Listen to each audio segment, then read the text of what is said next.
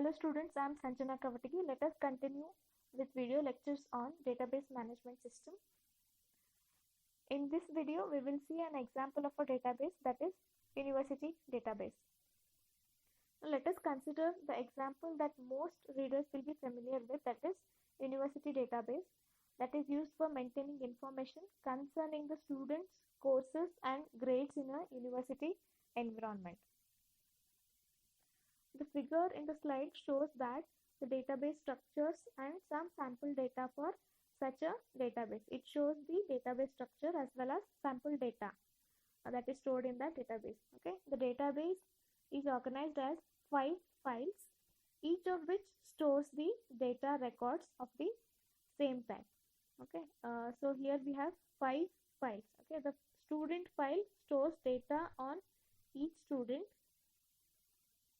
The course file stores data on each course. The section file stores data on each section of a course, and the grade report file stores the grades that students receive in the various sections that they have completed. And prerequisite file, it stores the prerequisites for each of the courses. The figure shows the entire database system, wherein we have within the database system we have DBMS software. Okay, this DBMS software will contain software to process queries and programs or programs. Okay, it also contains software to access the stored data. Okay, now coming to the storage part, here there are two disk structures that are being shown. On the one side we have stored database definition, that is called as metadata. We will understand this later in the next videos, upcoming videos. Next we have stored database. Okay, above this DBMS software we have application programs or queries, and outside this database system we have user programs, users or programmers. Okay, so at the last part we have ultimately the storage device wherein we are going to store the data. Above that we have DBMS software, and the next level we have application programs or queries which will be handled by users or programmers. Now let us understand typical DBMS functionality. Let us understand this university database with the typical DBMS functionality. Now let us define to define this database, we must be able to specify the structure of the records of each file by specifying the different types of data elements to be stored in the each of the records. Okay, now in order to define a database, I should know what type of data I'll be storing in each of the files. So the data what I'm going to store are called as data elements, and thereof which type is nothing but the different type of data element that is going to be stored onto the database. For example,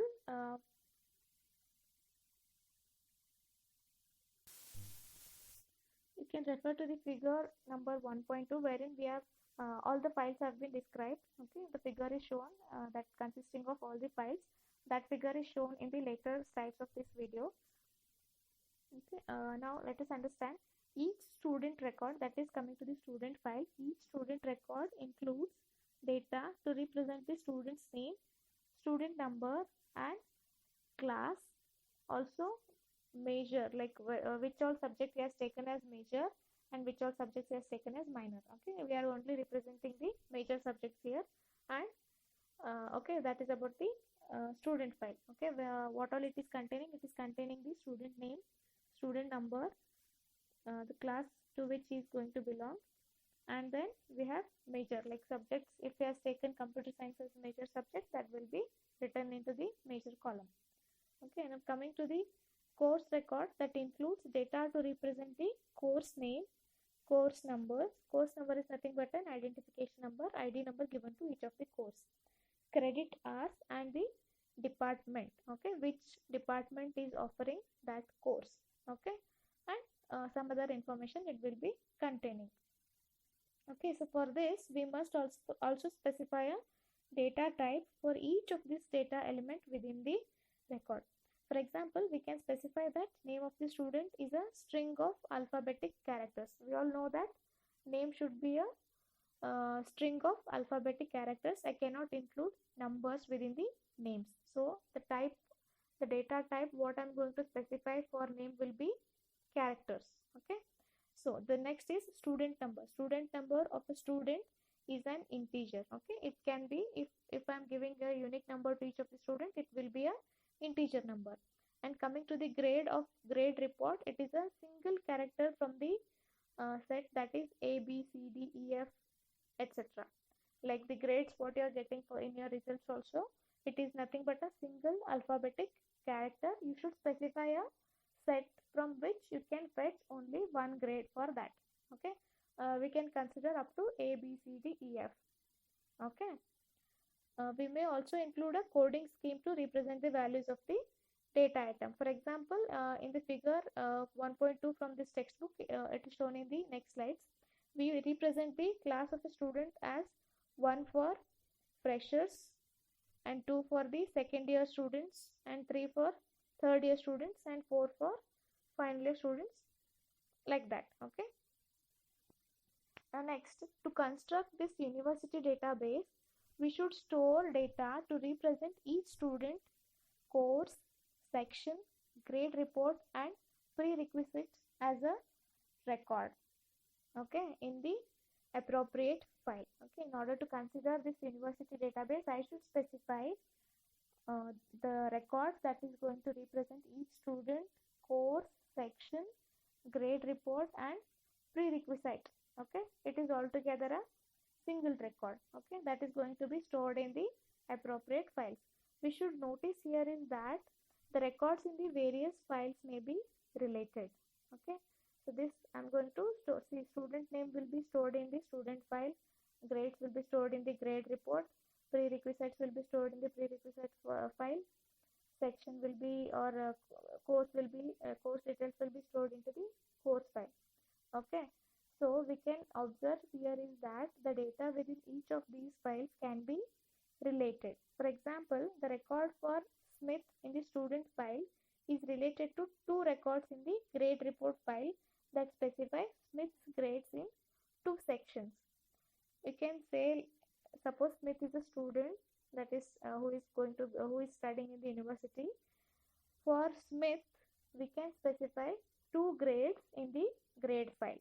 Okay, the grades whatever he has obtained will be written into the grade file. Okay, one will be representing the course and the other will be representing the prerequisite. Okay.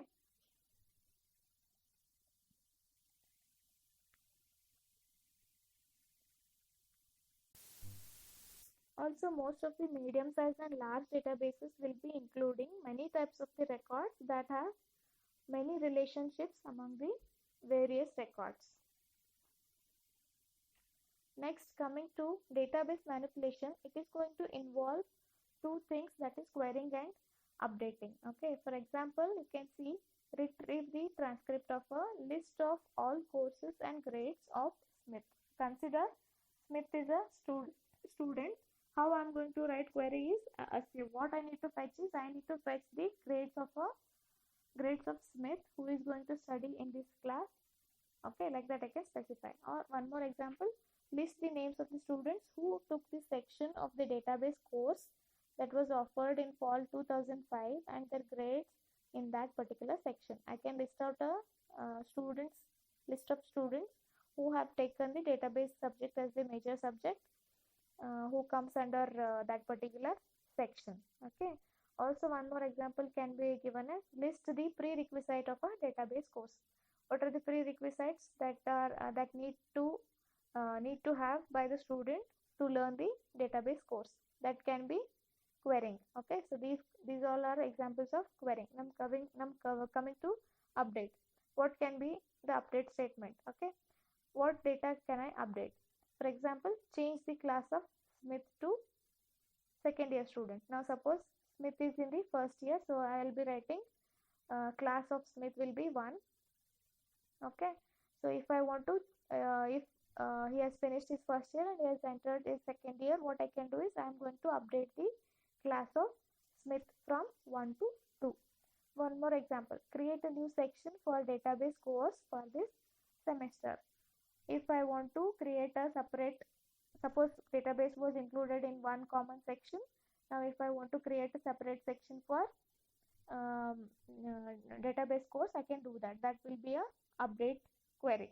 Okay, so these informal queries and updates will be specified precisely in the query language of the DBMS before they can be processed.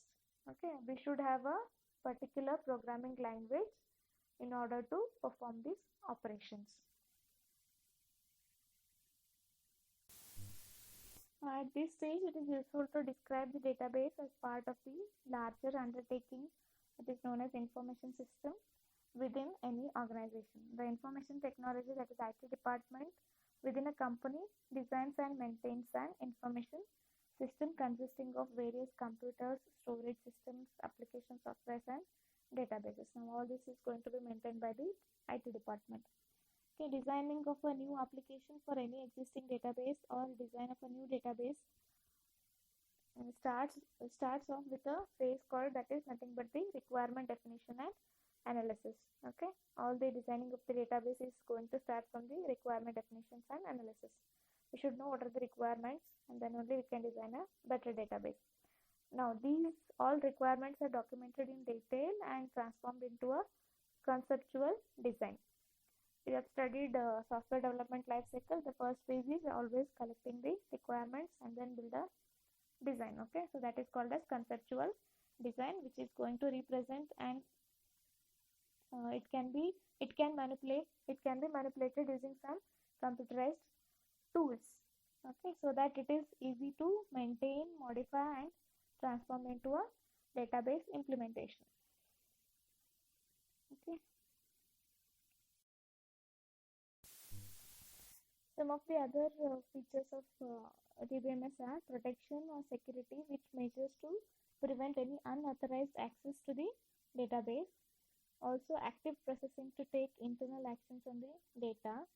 Also representation and visualization of data is another feature of database management systems.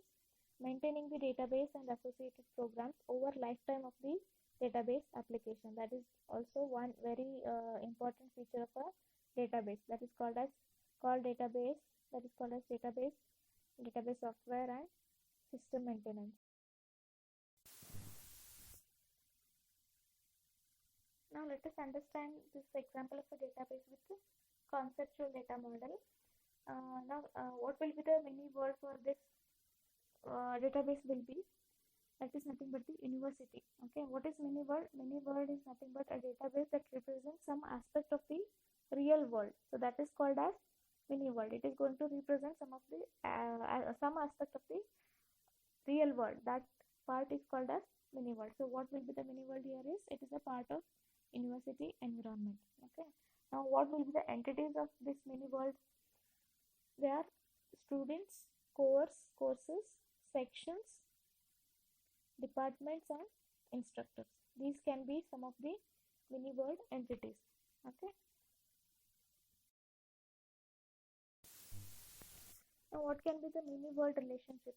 Mini world relationship is nothing but relationship between two different mini world entities. Okay. Sections. Now section is a entity of this mini world. Sections are of specific courses. Now what is the relation between sections and courses is, it is nothing but sections are of specific course. That means for one particular specific course we have a section. For one course we have one section.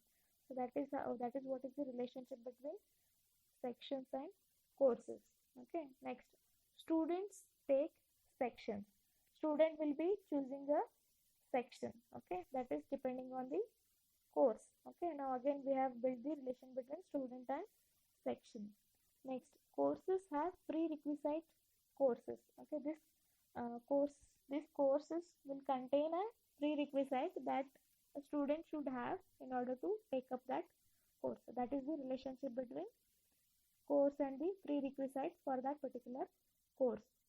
Next, instructors. Instructors teach sections. Okay, instructors are nothing but like mentors or the professors who are going to teach to that particular section. Okay, next, courses are offered by departments.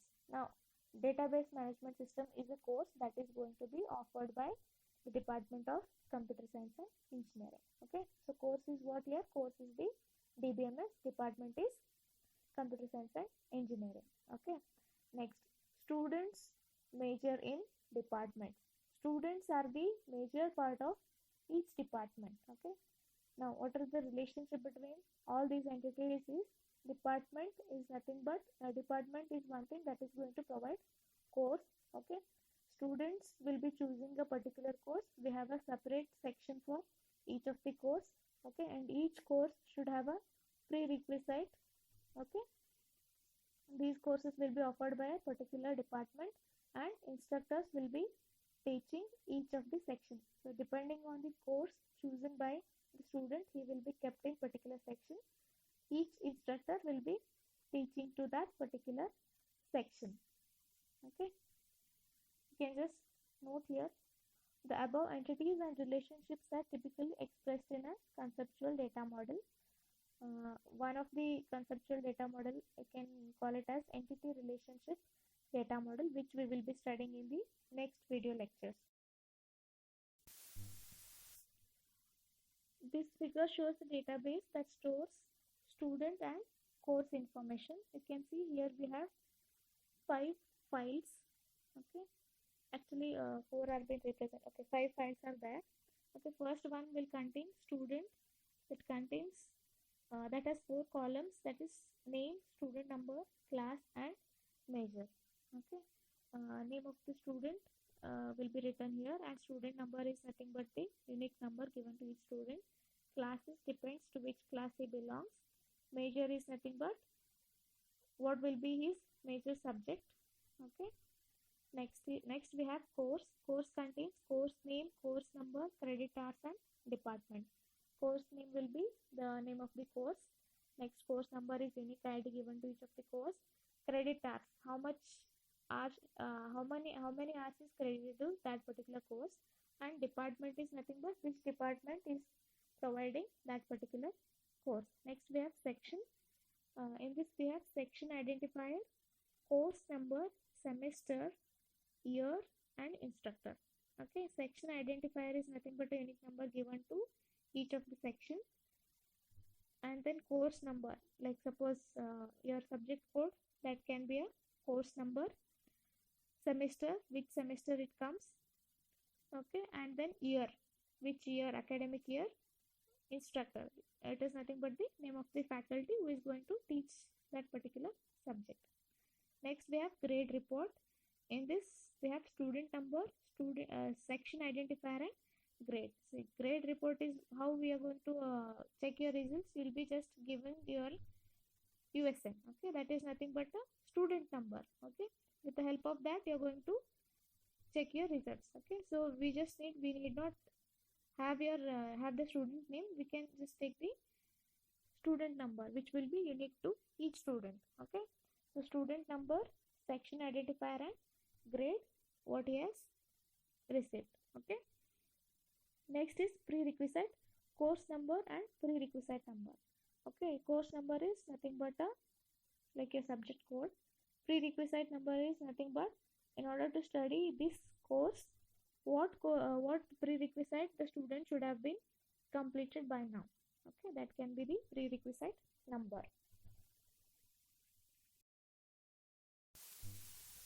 Now let us understand the main characteristics of the database approach. Okay, a number of characteristics distinguish the database approach from the traditional approach of programming with files. Okay, in traditional file processing, each user defines and implements the files needed for a specific software application as part of the programming or as a part of the programming the application. For example, one user, the grade point reporting office, may keep a file on students and their grades. Programs to print a student's transcript and enter a new grades into the files are implemented as part of the application. So what will be the file here? There will be one user, the grade point reporting office. Okay, so it may have a file that contains students and their grades. Okay, the program, what can be the program on this is, it is nothing but to print a student's transcript and enter new grades into the file. Okay, these are implemented as a part of the application. A second user will be the accounting office. It may keep track of the students' fees and their payments. Okay, although both users are interested in the data about the students, each user maintains separate files and programs to manipulate these files. One will be keeping record of the student name and their grades and manipulation of those, adding of those grades. Another will be maintaining, he will be the accounting officer. He will keep track of the student fees and other payments. Okay, so here both are concentrating on the students data only, but they are maintaining two different files and different programs to manipulate these files, because each requires some data that is not available from the other user's file. The first user is maintaining only students and student names and their grades, but the second user is maintaining their payment records. Okay, so the user 1 will not be having any data related to payments, and user 2 will not be having any details about the student grades. That means two users are maintaining two different files whose data is not related to, it is related to students only, but they are not keeping the same data related to the students. Okay, so this redundancy in defining and storing the data results in wasting of the storage space and in redundant efforts to maintain common up-to-date data. Since both are concentrating on students' data itself, all the details can be maintained in one file. See, suppose why it is redundant means what? Same data is kept in multiple files. That is called as redundant data. That means same information stored in different files. Okay, that is causing the extra usage of the storage space. So what can be done here is we can combine both the files and maintain a single file, since it is related to students itself. I can maintain the student, his grades and his payment records into one file. Since we have two users, both are maintaining different files, wherein the student data is going to be common in both the things. One user is maintaining his grades, the other user is maintaining his payments. Only that is the difference. So by building a database system, we can avoid this redundant storage of the data and wastage of the efforts in maintaining these files. Okay, so coming to database approach, a single repository of data will be maintained that is defined once and then accessed by various users. So if I maintain a database, there will be one single repository of data that is defined once, and it can be accessed by various users. Whereas in file system, each application is free to name data elements independently. Okay, in contrast, in database, the names or labels of data are defined once and used repeatedly by queries, transactions, and applications. Characteristics of the database approach versus file processing approach are the following. Okay, the main characteristics of database approach versus file processing approach are following. Okay, first one is the self-describing nature of a database system. Self-describing nature of a database system. That means what? Database has a self-describing nature. The database itself will give a description about itself. Okay, next one is insulation between programs and data abstraction. The third one is support of multiple views on the data. Fourth one is sharing of data and multi-user transaction processing. Let us study these four characteristics in detail. The first one is self-describing nature of a database. The fundamental characteristics of database approach is that the database systems contains not only the database itself, but also a complete definition or description of the database structure and constraints. Now we shall see what will be the constraints of the database in the later part. Okay, so what a database will contain is, it is just not going to contain the data itself, but it is going to contain a complete definition, or you can say complete description of the database structure along with the constraints on it. Okay, this definition is stored in the database catalog, which contains information such as the structure of each file, the type and storage format of each data item, and various constraints on the data. We have some constraints on the data that is going to be stored into the database. We shall study these constraints in the later part. Okay, now let us understand how the database will be structured. What information the database structure will give you. Okay, it will contain the structure of each file that is going to be maintained, and the type and storage format of each data item, and the various constraints that is given onto the each data item. Okay, so the information stored in the catalog, this catalog is called as metadata, and it describes the structure of the primary database. Okay, primary structure of the primary database, you can refer to the first figure within this video. Okay, so what this catalog will contain, it will contain the details about the database, that is nothing but the file structure and what type of data is going to be stored and how that data is going to be stored. So that will be given into a catalog. That catalog, the data within the catalog is called as metadata. Okay, so now this catalog is used by DBMS software and also by the database users who need information about the database structure. Now who is going to use this catalog is nothing but it can be used, it will be used by DBMS software as well as the database users, okay, who are interested in knowing about the database structure. Okay, now one more general purpose of DBMS software package is not written for a specific database application, so therefore it must refer to the catalog to know the structure of the files in a specific database, such as the type and formats of data that will be accessed by the database. So a new user who is going to, or any user who is going to use the database must look into this catalog, which contains the metadata about the database, which means that this metadata will have the type of files or the type of data and how that data will be stored into the database. Okay, next, the DBMS software must work equally well with any number of database applications. For example, a university database or a banking database or a company database. Okay, these all databases should work well with any number of database applications. Okay, so as long as the database definition is stored in the catalog, as long as they have kept this metadata into the catalog, all these databases should work equally well with all the number of database applications. Okay, now coming to the traditional file processing, data definition will be typically a part of the application program themselves.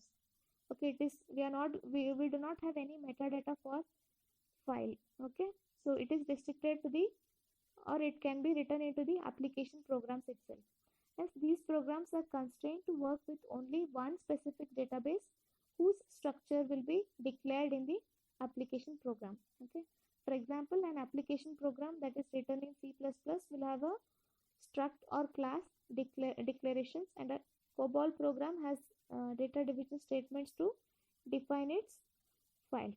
Okay, so whereas file processing software can access only specific databases, DBMS software can access diverse databases by extracting the database definitions from the catalog and then using these definitions. Files will be working with specific applications. Database applications can work with the diverse databases by extracting the database definitions from the catalog and then use these definitions.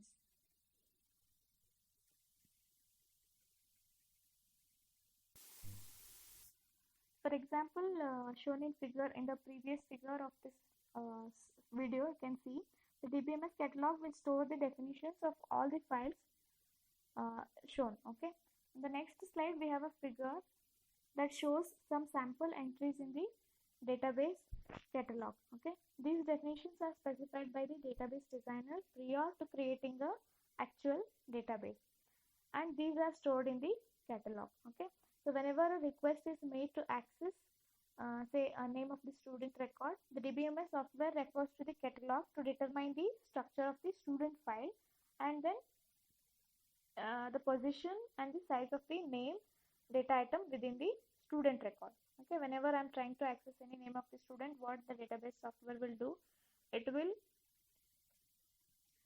it refers to the catalog to determine what is the structure of the student file, and then it will identify the position and size of the name data item within the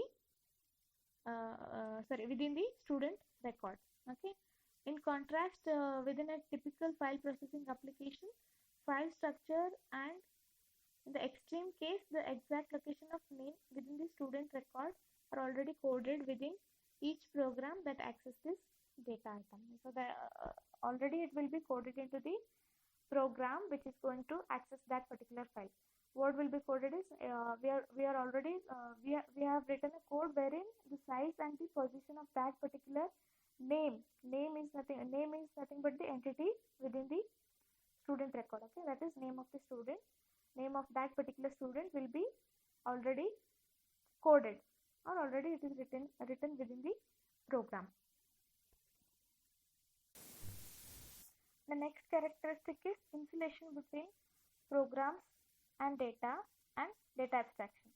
Okay, so in traditional file processing, the structure of the data files is embedded in the application programs. So any changes to the structure of the file will require changing all the programs that access that file. Okay, so the structure of the file, the structure of the data files will be already embedded within the application program. So if I make any change to the structure of the file, this has to be updated in all the programs that is going to access that particular file. Whereas in case of DBMS, access programs do not require such changes in most of the cases. So the structure of the data files is stored in the database catalog separately from the access programs. So we call this property as program data independence. Okay, so this all structure of the files, structure of the data files, it will be stored in the catalog. So that is nothing but a separate file only. So any change in the structure of the database will be updated into the catalog, whereas it is not necessary to make changes in the access programs.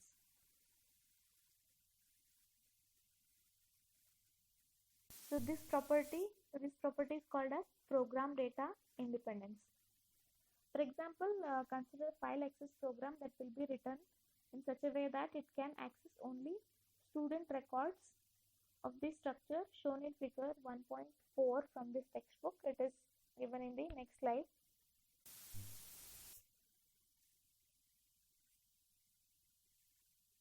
For example, file access program may be written in such a way that it can access only the student records of the structure shown in the figure 1.4.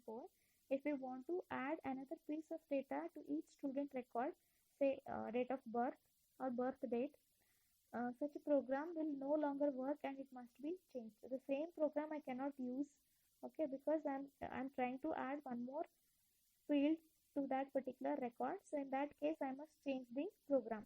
Whereas in case of DBMS environment, we only need to change the description of the student records in the catalog. So only I need to modify that particular catalog to reflect that inclusion of the new data item birth date. Okay, so no programs will be changed. No program that is going to access the database will be changed. The next time a DBMS program refers to this catalog, new structure of the student record will be accessed and that will be used. Okay, so in some types of database systems such as object-oriented and object relational systems, user can define operations on data as part of the database operation. Okay, so an operation, it is also called as a function or method. It will be specified in two parts. First is the interface, or it is also called as signature of an operation, that includes the operation name and data types of its arguments. It's like a function name with the type of its arguments or parameters that is going to be used. So that is nothing but a interface of an operation that includes operation name and data types of the arguments or parameters. Okay. Next is the implementation, or it is also called as method of the operation, that is specified separately and it can be changed without affecting the interface. So this operation can be this implementation of the operation can be changed without affecting the definition or function name with its operation name, interface name along with its arguments. So user application programs can operate on the data by invoking these operations through their names and arguments regardless of how the operations are being implemented. So this may be termed as program operation independence. So that means what?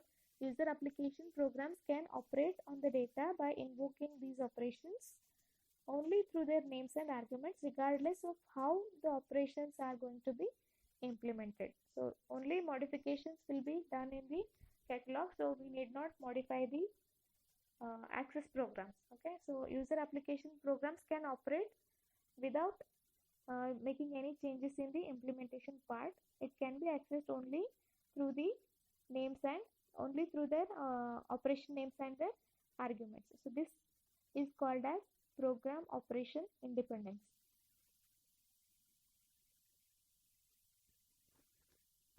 So the characteristic that allows program data independence and program operation independence is called as the data abstraction.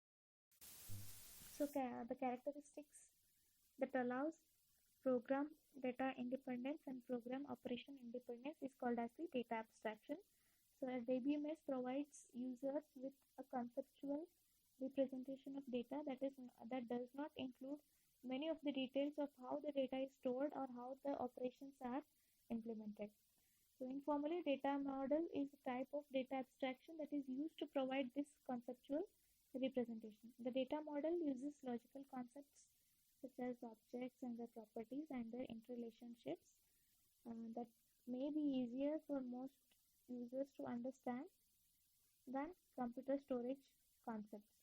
Hence, the data model hides the storage and implementation details that are not of interest to most database users.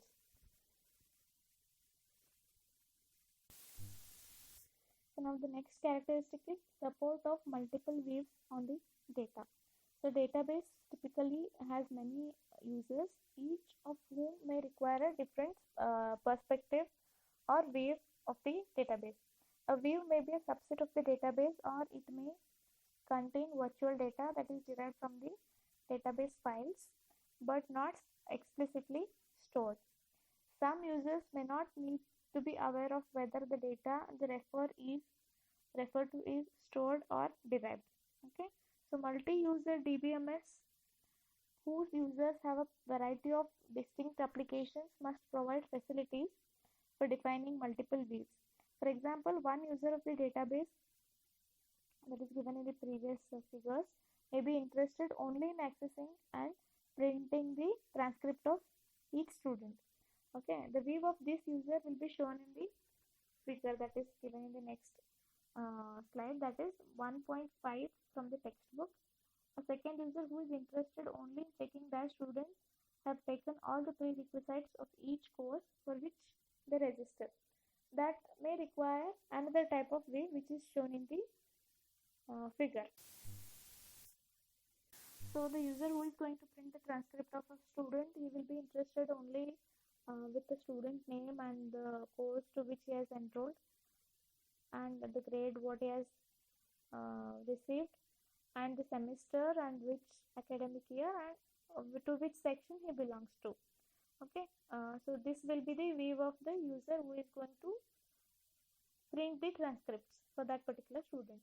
Now the another user who is interested in course prerequisites will concentrate on course name and course number and what are the prerequisites required for that particular course. So the view of this user will be different. So each user, what operation is going to perform on that database will have a different perspective or different view on each view on that particular database. The next characteristic is sharing of data and multi-user transaction processing. Now let us understand what is it. a multi-user DBMS. Multi-user DBMS is nothing but a DBMS with multiple users or more than one user. Okay, as its name implies, must allow multiple users to access the database at the same time. That is nothing but the multi-user DBMS. So this is essential if the data for multiple applications is to be integrated and maintained in a single database. Now, when we can have a multi-user database is in case of multiple applications that is to be integrated and maintained within a single database. So in that case, we can have multi-users. So the DBMS must include concurrency control software to ensure that several users trying to update the same data in the controlled manner so that the result of the update is always correct. Okay, so in multi-user DBMS, the DBMS should have a concurrency control software. So when there are multi-users operating on the same database, the database should make sure that all the updates are happening correctly. Okay, now suppose there is user A and user B, both are working on a university database.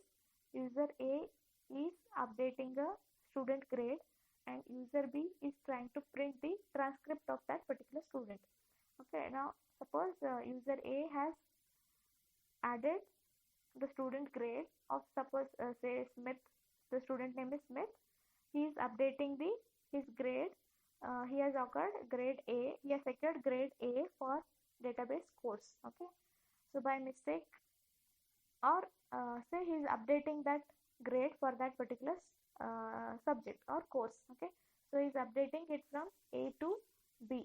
Okay, so by mistakenly I had updated it as A. He has secured B grade, so he has to update that A grade to B grade. Okay, now the user B who is printing transcript of student Smith, he has to get what grades in the transcript. The grade for the subject or the course database management system, it should be B, since A is updating that particular grade.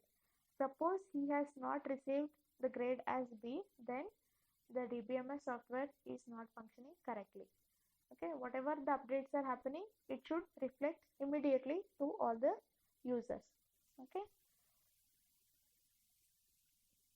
so it should make sure that all the updates are happening correctly. For example, when several one more example we can take, several reservation clerks trying to assign seat on an airline flight. Suppose multiple clients are booking the ticket on an airline flight. The DBMS should ensure that each seat can be accessed by only one clerk at the time for assignment to a passenger. Okay, so suppose there will be clerks who will be working on airlines. Okay, suppose multiple clerks are working on the same flight. The DBMS software should make sure that each seat can be accessed by only one clerk at a time. Suppose there are 10 seats and there are 10, suppose there are only 2 seats and there are 10 clerks working on the same flight. Suppose clerk 1 is making a booking of the ticket. He will choose a seat number 2.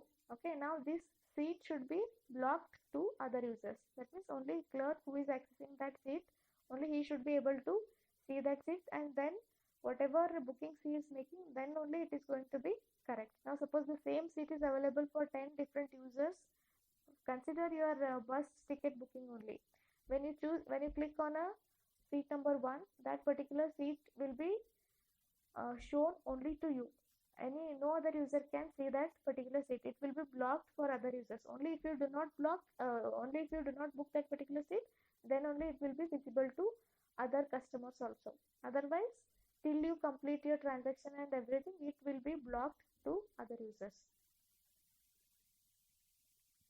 These types of applications are generally called online transaction processing. Okay, that is OLTP applications. Online transaction processing applications. Okay, OLTP, online transaction processing. So fundamental role of multi-user DBMS software is to ensure that concurrent transactions operate correctly and efficiently. So the concept of a transaction has become central to many database applications. A transaction is an executing program or process that include one or more database accesses, such as reading or updating of database records. Each transaction is supposed supposed to execute a logically correct database access if executed in its entirely without interference from the other transactions. So DBMS must enforce several transactions properties. The isolation property ensures that each transaction appears to execute in isolation from other transaction. Isolation property is nothing but it is going to ensure that each transaction appears to execute in isolation from other transactions, even though hundreds of transactions may be executing concurrently. And the atomicity property ensures that either all the database operations in transaction are executed or none are executed. All the operations are executed or none are executed. So this atomicity will be discussed later in the next upcoming videos.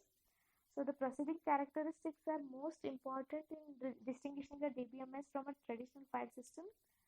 So in the next section, we will be studying some additional features that characterize a database management system. Okay, so however, we can categorize the different types of people who work on a database system environment. Thank you.